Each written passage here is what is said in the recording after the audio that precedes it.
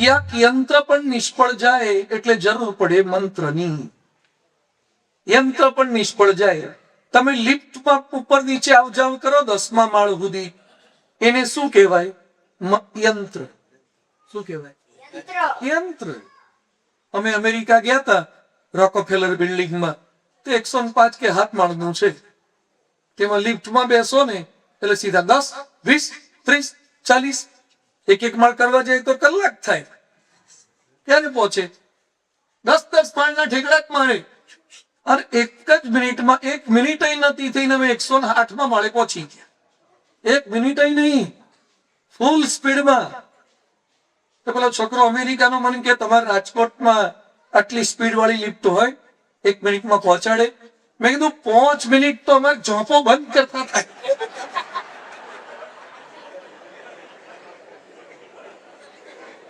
Lift ને ઠોકે બરાબર વાંચ્યું, જોરથી પછાડો. સ્વીચો દબાઈ તો દબાઈ, 2-3 વાર તો ગોદા મારવા પડે. તારે માનવું પડે, પાછા એકને બહાર કાઢવા પડે કે ભાઈ બહાર જાઓ, તમે વધી ગયું લાગે. ઓલા લિફ્ટમાં લખે 6% અને ઉભા રહેવાની જગ્યા 4 નથી હોતી. આ લખે 6%, 8%, 4ની જગ્યા મોંડ હોય છે, તો પાછા 6% ને 8% લખે. એ લોકો ખબર કઈ રીતે લખે છે. પણ ધારો કે તમે લિફ્ટમાં જતા, એ યંત્ર છે, તમને ઉપર પહોંચાડે, પણ એમાં વચ્ચે ભરાઈ જાવ, લાઈટ બંધ થઈ જાય તો હું ખાર લાગી? સમજણ પડી ગઈ બધાને? એનું નામ તમારા હગાવાલાને હોસ્પિટલાઇઝ કર્યા હોય, કેન્સર હોય, બાયપાસ સર્જરી હોય, અને ડોક્ટર કે ક્રિટિકલ છે, ઘરવાળાની ડિલિવરીનો પ્રસંગ હોય, અને એમાં બાળક આડું અવળું આવ્યું હોય, પાણી પી ગયું હોય ને, અને ડોક્ટર કે ક્રિટિકલ છે, કે માનો જીવ જોખમમાં છે, કે છોકરાનો જીવ જોખમમાં છે, એટલે ઘરના બધા પાર બેસીને ધારાસભ્યને ફોન કરે, કલેક્ટરને ફોન કરે, કે શું કરે? માનતાઓ માને, બાધાઓ રાખે, ભગવાનને યાદ કરે. આનું નામ મંત્ર. જ્યાં સિસ્ટમ ફેલ જાય એટલે સરકાર પણ કહે છે જે અમે નથી કરી શકતા એ ભગવાન કરી શકે છે. રાફેલ નવું લાયા ને, રાફેલ શું છે? બાળમંડળ. હા, રાફેલ ફાઈટર જેટ છે. ક્યાંથી ખરીદ્યું? ફ્રાન્સ થી ખરીદ્યું. એ નવું લાયા ને તો રાજનાથ સિંહે એની બાજુમાં બેસીને મહાપૂજા કરી.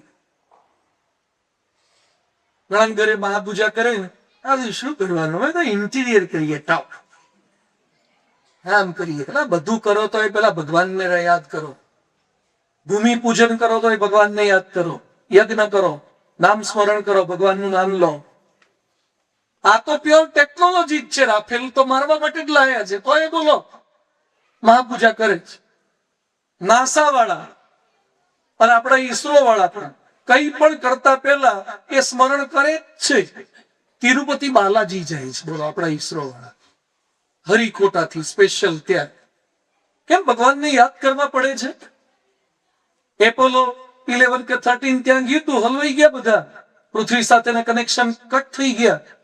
અમેરિકન પ્રેસિડેન્ટ નિક્સન સાહેબ એને એનાઉન્સમેન્ટ કર્યું, My dear citizen of USA, my humble request to bow down on your knees and pray to Almighty God that our scientists will come back to Earth. ક્યાં ગઈ બુદ્ધિ અમેરિકાની? બધી computer હેંગ થઈ ગયા હતા, કશું ચાલે નહીં. આવો બધે જ અનુભવ થાય. સમય ઉત્સવમાં થાય, બોલો ધાર્મિક કાર્યક્રમમાં થાય. સભા ભરીને બેઠા હોય ને ત્યાં જ એમ્પ્લીફાયર બંધ થઈ જાય. ધર્મની જ સભા હોય અને એમાં કંઈક આવું થાય તો પાછી ધૂન કરવી જ પડે. ભગવાનનું નામ, નામ તેરા કાફી, નામ તેરા સુખકારી, ભગવાનનું નામ. તો હવે આપણે આવીએ છીએ મંત્ર ઉપર. મંત્ર ઇટ મીન્સ ઇક્વેશન. બોલો, મંત્ર એટલે ઇક્વેશન. a માઇનસ p નો હોલ સ્ક્વેર શું થાય છે સાયન્સ વાળા કોઈ? a square plus b square minus 2ab. a square plus 2 a square plus b square minus 2ab. બરાબર, પરફેક્ટ. આને શું કહેવાય? ઇક્વેશન કહેવાય. પાયથાગોરસનો પ્રમેય શું છે? ab square plus bc square equal to ac square. આ ઇક્વેશન છે. આઇન્સ્ટાઈને શું આપ્યું છે? E equal to mc square. બોલતા બધાને આવડે છે, સમજાવો. ઈ એટલે હું? ઈ એટલે અમારા ઈ, એ તમારા ઈ નહીં. એ એનર્જી તો છે જ. આ એનર્જીની વાત છે, માસની વાત છે, વોલ્યુમની વાત છે, ક્વોન્ટમની વાત છે. સમજાઈએ કે? મને થોડું ઘણું ખબર છે, પણ સમજાવવું એટલે અઘરું છે. E equal to mc square. પણ એના આધારે કેટલી ફોર્મ્યુલાઓ થાય છે. આ ગ્રેવિટેશનનો લો આપણા ઋષિ મુનિઓ આપ્યો, ભાસ્કરાચાર્ય. આ ન્યૂટન જન્મ્યો ને, ન્યૂટનના દાદાના દાદાના દાદા જન્મ્યા ને, એ પેલા ભારતમાં આપી દીધું. ન્યૂટને તો એક ઇક્વેશન આપી છે, અને ગ્રેવિટીનો નિયમના આધારે આ કામ કરે છે. આ મારું કપડું છે, હું અહીંથી એમ છોડી દઉં, શું થયું? કેમ પડ્યું? Gravitational force. આ તો આમાં શું વજન હોય? કિલો હશે, થોડા મિલીગ્રામ છે, ભલે ને રહ્યું ભાઈ, રેજે તું ઉપર.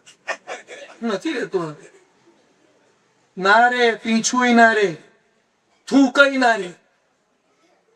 તમે થૂકો ને એ હેઠું પડી જાય.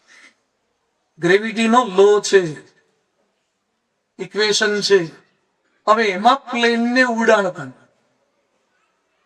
બોલો, પ્લેન આમ તમારું કપડું ના રે, પણ આખો કપડા હો તો હું કેટલી વાર પહેરી આવી? 200 વખત વધારે વખત બેઠો હોઈશ. હુતા હુતા જઈએ, લંડન જાઓ, અમેરિકા જાઓ, તો હુતા હુતા જવાય. કશું પ્લેન હારું પડતું નથી. પ્લેનમાં રોદાય ના આવે, ગાયો યાદી ના આવે, બાયો ના. હા, કશું ના આવે, બમતા આવે કશું. થોડું પેલું ટર્બ્યુલન્સ હોય તો સેટ ફીલ થાય, એર ટર્બ્યુલન્સ હોય તો. પણ આ પેલો જમ્બો જેટ પ્લેનમાં તો 600-800 ની કેપેસિટી, 2 માળના પ્લેન, ઉપલા માળે જવાનું, એરબસ બધા. આ ટેકનોલોજી કેવી છે?